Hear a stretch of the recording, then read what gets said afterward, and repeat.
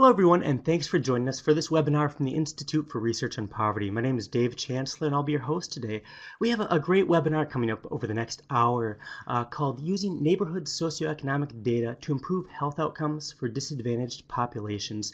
And I'm very pleased to introduce our presenter, Dr. Amy Kind, who's a combined MD, PhD here at the University of Wisconsin-Madison. And she's a practicing geriatrician. She's a founding director of the Medicine Health Services and Care Research Program here on campus. And she's also an associate professor in the Division of Geriatrics at the School of Medicine and Public Health here. So we're very happy to have her on. Now, before I turn it over to Dr. Kind, just a couple of announcements. You'll notice at the bottom of your screen you have a Q&A box, and we invite you to type questions in throughout the webinar as you have those, but we'll get to your questions in the last 10 to 15 minutes of the webinar today. We'll get to as many as we can before time runs out. And also, we should note that today's webinar is being recorded, so if you have to step out or if you'd just like to share this, we'll have the recording up on the IRP website and on our YouTube channel, and we'll also send that link out to those of you that requested it during registration. We'll send that out probably by the end of the week, so we're aiming for Friday for that. So with that, let me turn it over to Dr. Amy Kind. Thank you so much for being here. Wonderful. Thank you, Dave. Thank you for that lovely introduction, and thank you to the Institute for Research on Poverty for having me speak today. It's quite the honor. As Dave said, I'm a geriatrician. For those of you who don't know what that is, it's a doctor for older adults. And in my clinical practice, I actually specialize in dementia care. I'm one of the dementia doctors here at the University of Wisconsin. So you'll see a lot of the work that I do, a lot of the focus of our team from a research as well as a care standpoint revolves around the care of vulnerable older adults. But today, I'm here to talk to you about some of our research looking at how we can use neighborhood socioeconomic data to improve health outcomes for disadvantaged populations. Let me preface this by saying that this will be a whirlwind tour of the topic. I could give many, many lectures on each of the areas that I'll be talking about today, but this hopefully will be a good introduction for some of the practical applications for some of these research level data, including neighborhood socioeconomic metrics. So to begin, so some financial disclosures just to begin, just for some housekeeping. I receive funding through the National Institutes on Aging from the NIH, National Institutes on Minority Health and Health Disparities, the Department of Veterans Affairs, Centers for Medicare and Medicaid Services, multiple nonprofit foundations, and in recent past I've served as a consultant for the state of Maryland. So in classic medical school fashion, I'm not sure how many of you come from a medical background, but I do like starting with a case and speaking about these lectures because I believe that it grounds us in understanding for the people that we're thinking about and the care that we're talking about in our delivery for our research programs. So this patient is one of many. This is not the person's picture. This is just a stock photo. But the patient that we were caring for was a 78-year-old gentleman who was hospitalized with pneumonia and had mild Alzheimer's dementia and some diabetes. He was discharged on an oral antibiotic, that's a pill antibiotic, for 7 days, and he was doing very, very well at the end of his hospital stay after his IV antibiotic course. On the last day of discharge, he was taught very extensively on his day of discharge and taught many times about what he needed to do to be successful in his home. But unfortunately, his caregiver could not be present. His caregiver was his daughter, and she was working 2 jobs to make ends meet. In fact, she was caring for her children and had 2 minimum wage jobs while trying to care for her father at the same time. And it just didn't allow her to attend the hospital discharge visit. Additionally, home health refused to visit because of some neighborhood safety concerns. So I don't know how many of you realize this, but in some parts of the country, home health certainly has the right, and they always have the right, to refuse to go into a home if they feel that their safety is in jeopardy. And in this case, they felt that the neighborhood itself had safety concerns. This gentleman was rehospitalized 3 days later with worsening pneumonia, and in the emergency room he was wearing the same jeans that he had on when he was discharged, and lo and behold, his paper antibiotic prescription was found in his front pocket.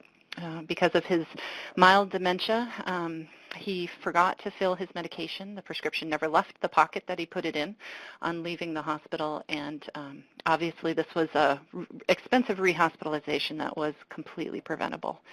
I wish to say that this case was rare. Unfortunately, within the United States, things like this happen all the time. We have lots of preventable health issues that can be tied directly to the social determinants of health.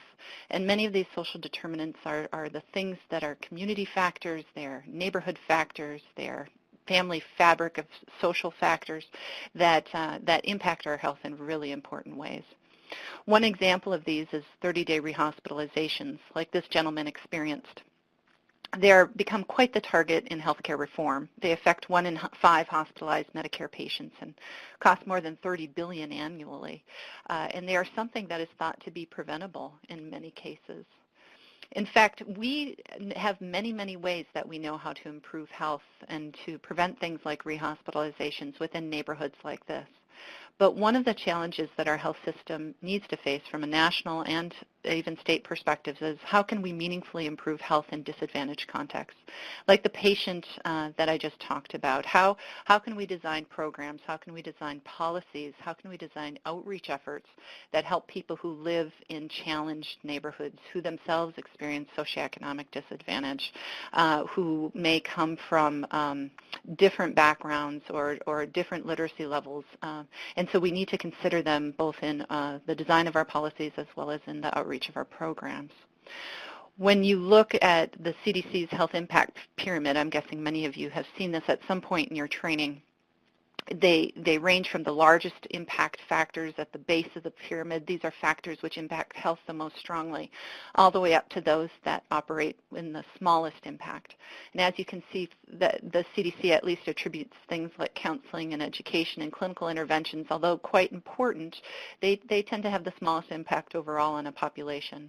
However, socioeconomic factors do dominate, and they make up the base of this pyramid. And yet they are things that are sometimes hard to account for, hard to address. These are things like poverty, education, housing, inequality. These are big, big societal issues, and yet they're intimately related with health.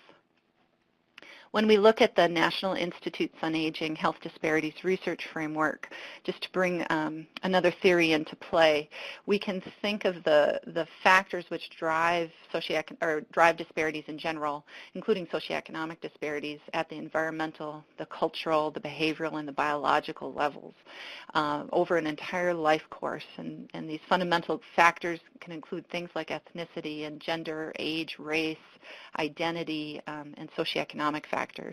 A lot of the work that I'll be talking about today focuses on the environmental factors. We're going to be talking about how neighborhood socioeconomic context can influence health, but how it also can be harnessed as a tool to try to address some of these other more fundamental health issues that surround the experience of disadvantaged populations.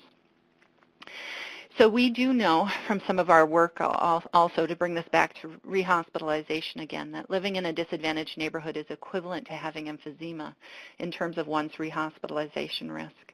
But living in a disadvantaged neighborhood not only increases your risk for rehospitalization, but a whole host of other medical conditions and mortality issues.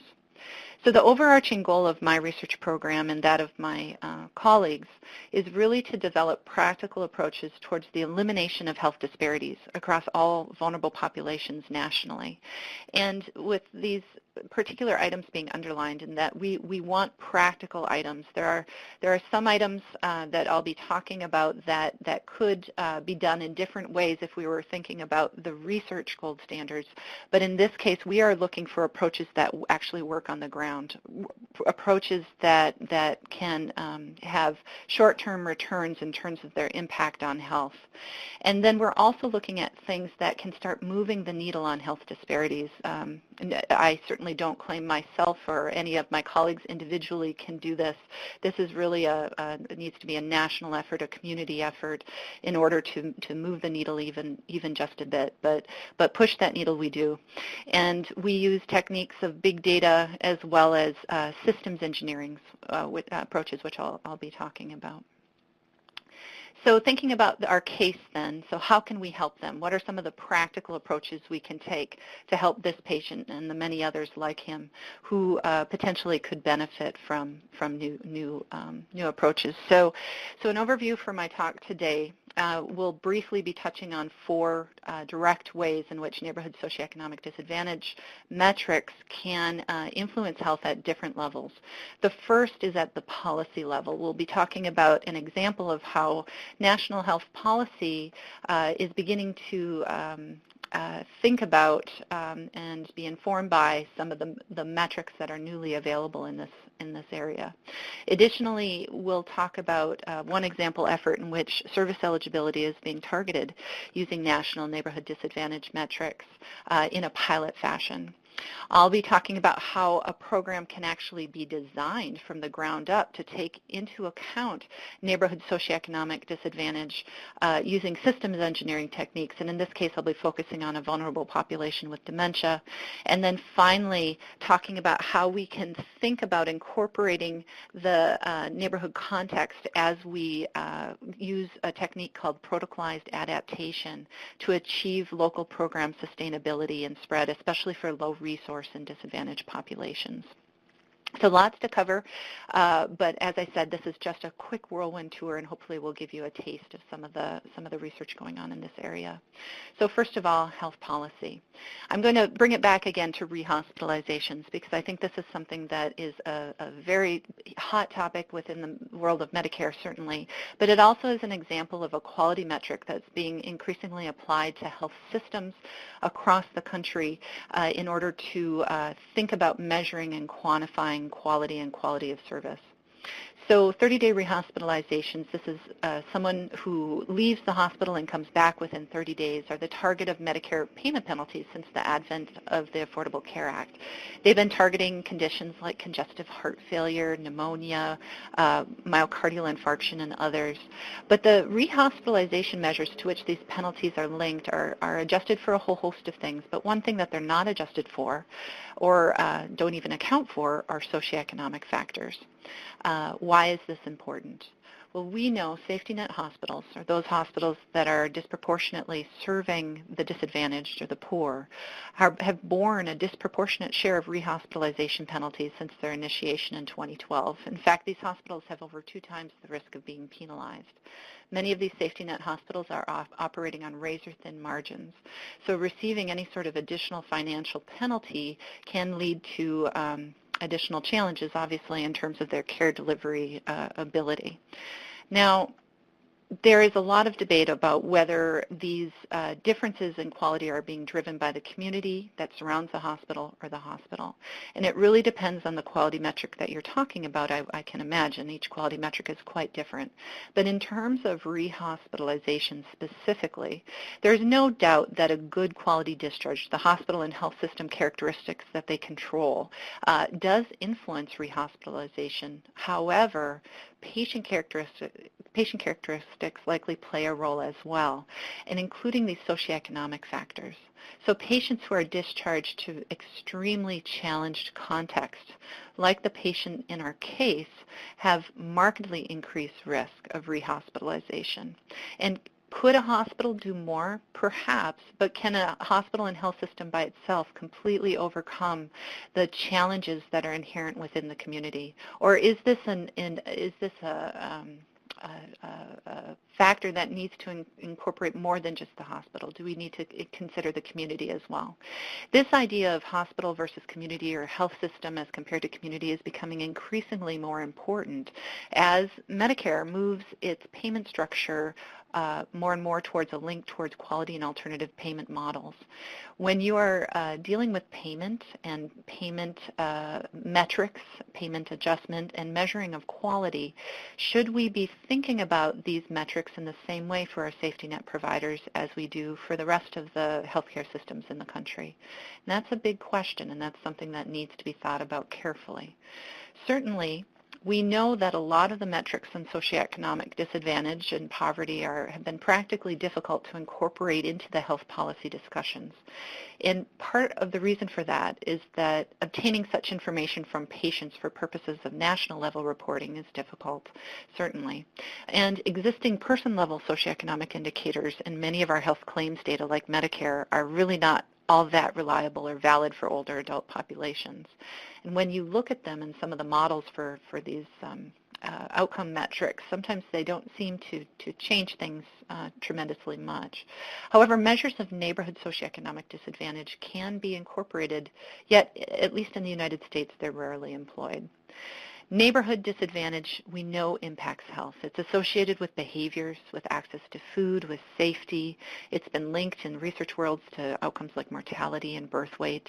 And we also know from extremely well-designed trials that health improves when people move to areas of less concentrated poverty. There was a study called the Moving to Opportunity Study, which was a natural experiment that was funded by the Department of Housing and Urban Development, by HUD, in which families received specialized Section 8 vouchers on a lottery basis to move to areas that were not quite as poor as the ones that they were residing in.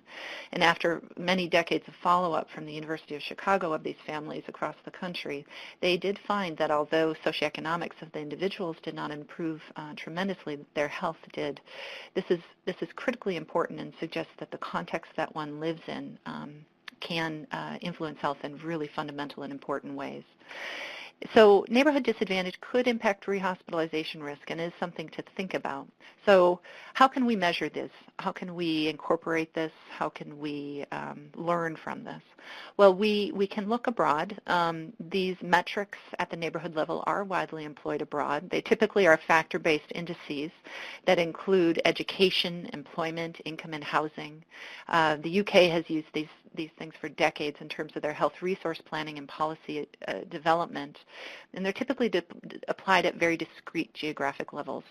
However, we don't want to take exactly what the UK has done, of course, because the UK is not the US. And so it's important for us to find something that is directly built for the purposes of the United States.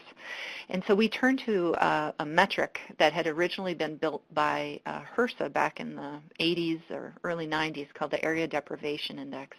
And it's an index that can be originally constructed at the county level, although we can construct it all the way down to the census block group or neighborhood level. And it incorporates 17 factor scores that are drawn from census, although our new version now draws these from the American Community Survey, incorporating metrics on education, income, poverty, housing cost, housing quality, employment, and single-parent households. These metrics have gained a lot of attention recently, and we were fortunate enough to receive some funding from the NIH, the National Institutes on Minority Health and Health Disparities, to take this metric from the census and update it to the American Community Survey to allow for a new updated metric that could be applied in real time for practical policy and interventional purposes. We are investigating this question of the hospital versus community or neighborhood impact on health outcomes, and many of those papers are currently either in review or in preparation. And then we will be doing some work to identify and study resiliency at the hospital level. So probably the most exciting thing about this work, though, is as part of this grant, we will be making these data free to the public, free online.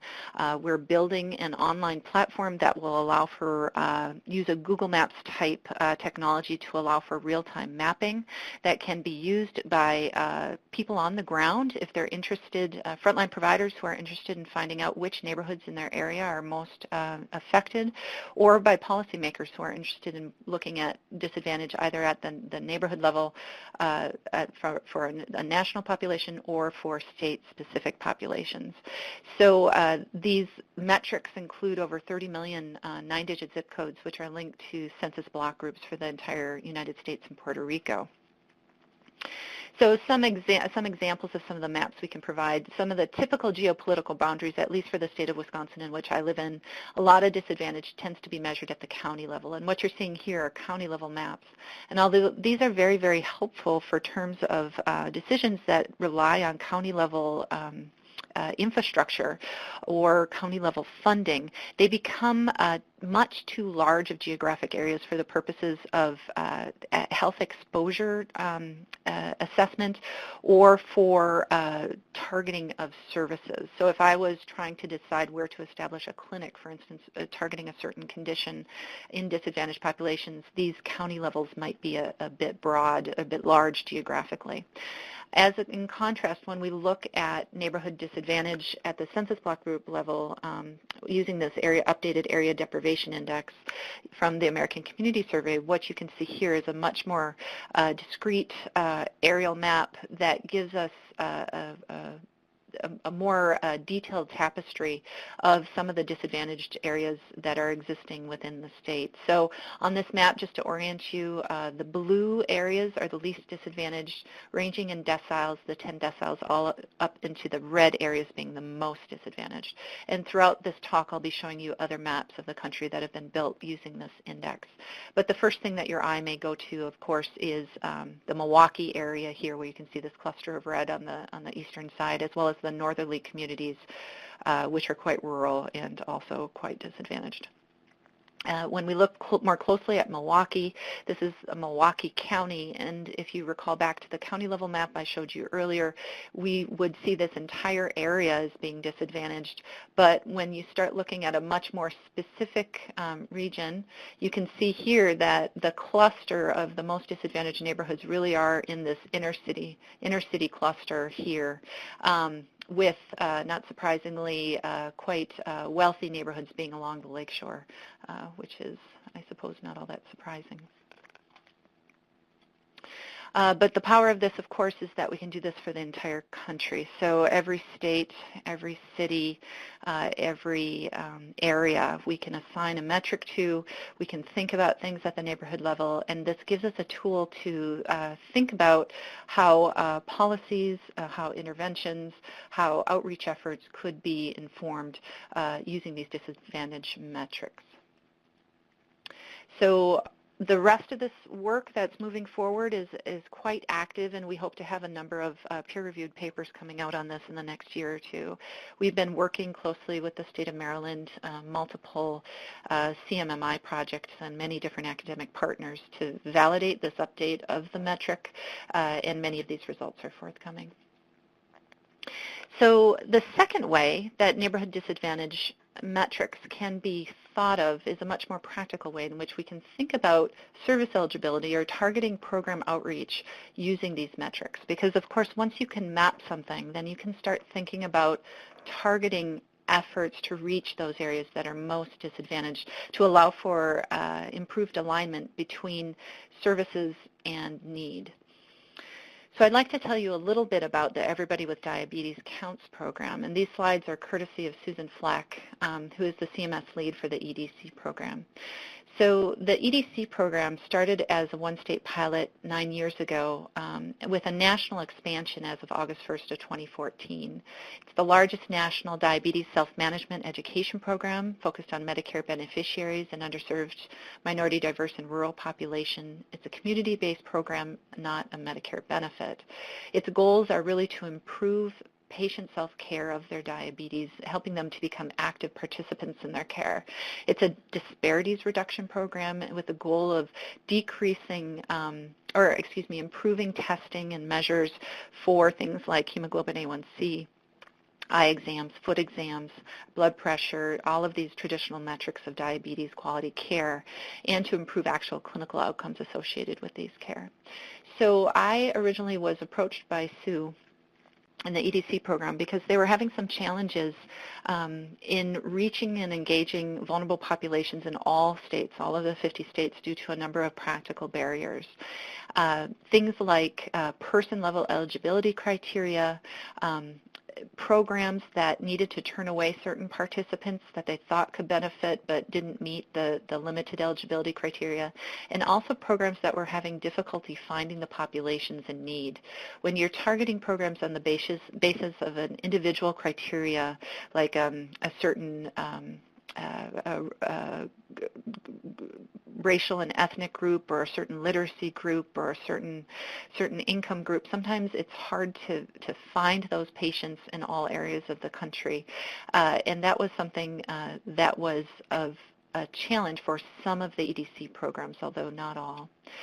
So back in 2016, the EDC program, decided to broaden their eligibility criteria to be inclusive of the 10% most disadvantaged neighborhoods by ADI in each of their states, each of the 50 states. Why was this important? Well, this incentivized the programs, the on-the-ground programs, to perform direct outreach to the neighborhoods and communities that were most impacted, most disadvantaged on these metrics.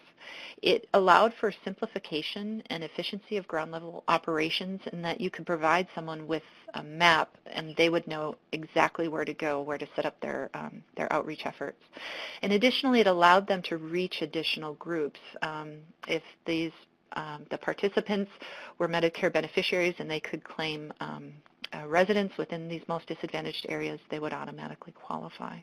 So this approach was piloted in the summer of 2016 and went nationwide in the fall of 2016. Although I haven't gotten the quantitative data yet, unofficially, participant and program feedback to CMS has been extremely positive, both from the standpoint of the programs, which see their efforts as being more efficient and more effective in terms of the number of participants that they've been able to enroll, as well as a participant standpoint in which they see these programs as becoming much more tightly integrated into the neighborhoods and communities in which they live. So an example of this might be, for instance, for the city of San Diego here. This is San Diego, and again, these maps that I'll be showing you are all oriented in the same fashion, with blue being the least disadvantaged and red being the most disadvantaged. You can see if you're a program that's targeting diabetes outreach efforts, you might want to target these very bright red areas in the southern part of the city or closer to the Tijuana area. It allows these programs to have a very clear direction as to where they should go and where they can begin setting up shop at least. Here's another map that we developed for the state of Missouri by ADI decile, and you can see here, again, Missouri is looking different than Wisconsin, quite a bit of disadvantage throughout the rural areas and within the inner city cores, with most of the more wealthy neighborhoods clustered around the suburban areas around those cities. So I was quite honored when Dennis Wagner, who's the director of the Quality Improvement and Innovation Group at the Centers for Medicare and Medicaid Services and oversees this Everybody with Diabetes Counts program, gave us a shout out on one of his blogs over LinkedIn, in which they see value and potential for future efforts in terms of using these neighborhood level metrics to refine the way they can identify socioeconomic disadvantage, giving them another tool to think about how they can reach populations more efficiently and effectively.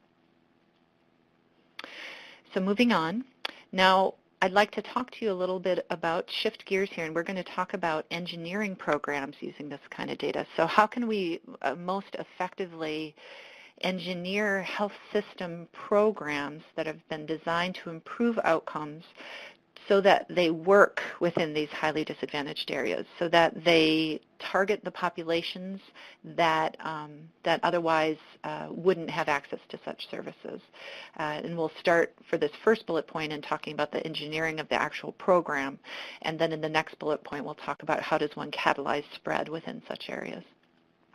So thinking back to the case then, this poor gentleman that came back with the antibiotic prescription in his pocket. So how can we help patients like this? Well, one of the gold standard ways of doing so is something called transitional care. And broadly, transitional care is usually a healthcare professional that uses a set of actions that are designed to ensure the coordination and continuity of healthcare as patients transfer between different levels of care and different locations of care. So it's someone who really serves as a guide to help patients and their families succeed as they make these transitions. There are many gold standard type programs out there, and if we think of patients as a pyramid, with higher up on the pyramid being higher risk patients or more medically complicated patients. At the base of the pyramid, all of us, any of us who are in the hospital, even if we're not very complicated, can benefit from good quality teaching, good quality follow-up, making sure that documentation is in good place. These are strong discharge practices, which are critically important for all patients, but are often not sufficient for our most challenged patients. So think about the patient I told you about at the beginning of my talk. This patient received an excellent quality discharge, but ultimately he needed more support in order to be successful. So how can we provide that more support? Well, if you're super sick and you're lucky enough to live within a academic area or within a city that offers these, there are options for evidence-based programs that are home visit-based programs. They are programs that are expensive, they're resource-intensive, but they work. They work really, really well. However, there's lots of patients who potentially could access these programs who refuse to do so for a whole host of reasons, including trust reasons. And there are lots of areas of the country in which such programs are not available because they're expensive and they don't potentially allow for patients who live at a geographic distance, for instance. So there's this great unmet need, and the patient that I told you about falls into this category. So many of the patients who need this intensive care to support their post-hospital transition can't access such services. Often these patients are disadvantaged in some way or in areas with poor health care access. So it's important that we have new methodologies that allow us to adapt, succeed, and sustain such programs in underserved and disadvantaged areas. And one of these that was engineered specifically for this purpose is something called the Coordinated Transitional Care Program, or C-Trac. So C-Trac, sorry about the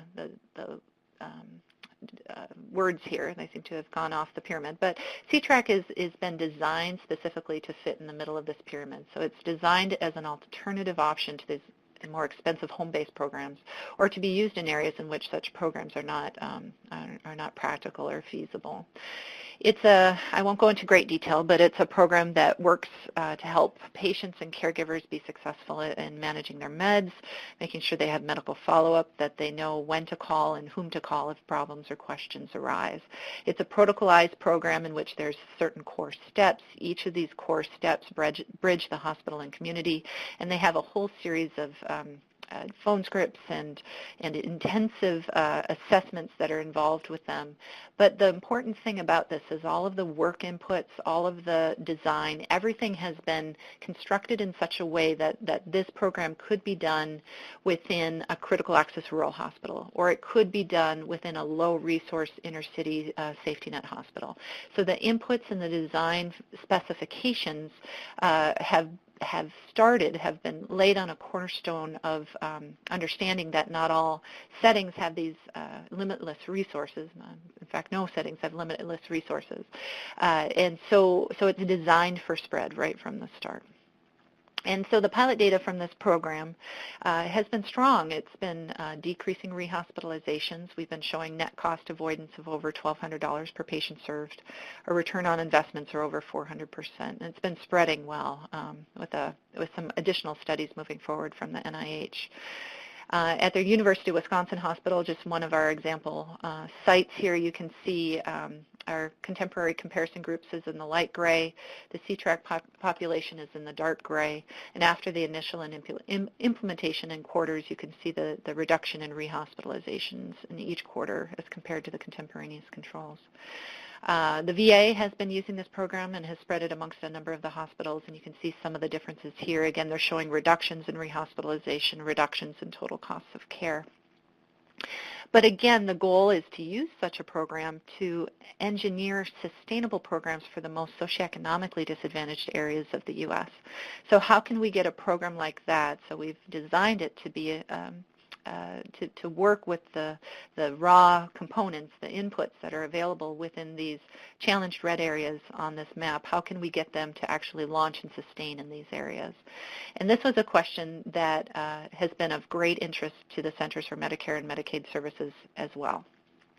So we received funding along with QIO out of Colorado called Telegen to conduct a 2-year pilot of the Coordinated Transitional Care Program in rural Colorado hospitals, which was a special innovation project through CMS. So CMS was quite interested in this question that I just mentioned. How do you get programs like this that are designed for low resource areas to actually be taken up and spread within those areas? And so our participating hospitals, we started out with 6 participating hospitals. I believe 2 more were added on as the program continued to move forward just through word of mouth. These are all critical access rural hospitals. One of them, I think, only has 15 beds, so they're smaller hospitals. And because of that, they have their own suite of challenges, their own suite of strengths and resources, but also barriers that need to be taken into account as the program spreads and as a sustainability plan is created. So in thinking back to the ADI, where are such hospitals located in this case? If you see this swath of red across the east side of Colorado, that's where the vast majority of these hospitals are located. So they're within this more disadvantaged area within the highly rural, high plains regions of Colorado. So in order to achieve this, we used an adaptation of a model called the Replicating Effective Programs model, which has been championed by the Centers for Disease Control for replicating HIV prevention programs in different parts of the country, and to adapt those programs to take culture and context into account. So we were able to adapt that model for a health system program like C-Trac in order to work with each of these hospitals through a defined series of steps, which are kind of listed here, but ultimately involve quite a bit of pre-planning before we launch, and also some standardized steps that we go through in order to help each of these sites to pull their key stakeholders in around the table, to walk through each of the core elements of the program and to adapt each of those core elements to fit the work processes of and resources of the local site. Now, the intent of each core step of the program is kept the same, but the way we achieve them may look a little different from site A to site B. And this idea of protocolized adaptation and dissemination is an interesting one, and I think it's something that likely could be continued to be explored in other areas of the country, other areas, especially the geographically or socioeconomically challenged areas that want to do these great programs, want to do these new things, but need to have some help in terms of designing and adapting and working through work processes that'll fit the goals and the structure and the barriers of the local site. So one example of these, for instance, in some of these small hospitals, they may not have consistent physicians who are at the hospitals. Many of them rely on something called locum tenens physicians, which is basically a temporary doctor that comes through and may change every 2 weeks. So how do you achieve stakeholder buy-in? How do you get those physicians on board with a program like this when they're changing every 2 weeks? Well, that was something that we would work through with each of these programs and think about, how can they achieve that? What does that look like for their own site? And we've learned a lot through that process. So the impact right now, with only 6 to 8 hospitals, most of the data that we know from this intervention, this pilot, has been qualitative data. It's been data that has been reported both by the nurses that have been involved as well as the hospital CEOs, but it's been overwhelmingly positive. And each of these hospitals paid for the program out of their own budgets. They've funded it completely. CMS really just paid for the assessment and the mentoring implementation. And a good number of these are continuing to sustain even, or are stating that they're going to plan to sustain even after the end of the program. So they're seeing benefit, which is great. The idea that we can get something up, running, feasible, and sustainable within some of these disadvantaged areas is really a wonderful thing. So nurses were more satisfied. The patients really enjoyed the program. They see a great need for C-Trac in their patient population, and we've had a number of their CEOs who have been promoting the program quite heavily. So the completion for this 2-year pilot is slated to be late this year in 2017. And depending upon the direction that CMS decides to take, there may be some consideration for additional spread. But the initial findings were quite promising for local sustainability. Some of the CEOs are feeling that they're seeing increase in their quality scores, increase in their outpatient clinic visits, which they often capture given the way their hospitals are structured, and a decrease in some of their acute care and ER visits. But we'll know more as the assessment moves forward in a more final way. So that's the end of my talk today. I know this was a very rapid whirlwind presentation, but I want to thank you. This work really wouldn't be possible without a whole host of people in a number of different sites, a whole host of funders, including the NIH, the VA, the many Wisconsin foundations, the Centers for Medicare and Medicaid Services, and certainly our patients and families. But I hope I've given you a sense for how these neighborhood-based markers of disadvantage can be utilized both from a policy standpoint as well as a program targeting outreach effort standpoint, and then again be taken into consideration when one designs a program and then when one adapts and disseminates a program to new areas. So I'll stop there to ensure that we leave 15 minutes for questions and answers, and I want to thank you very much.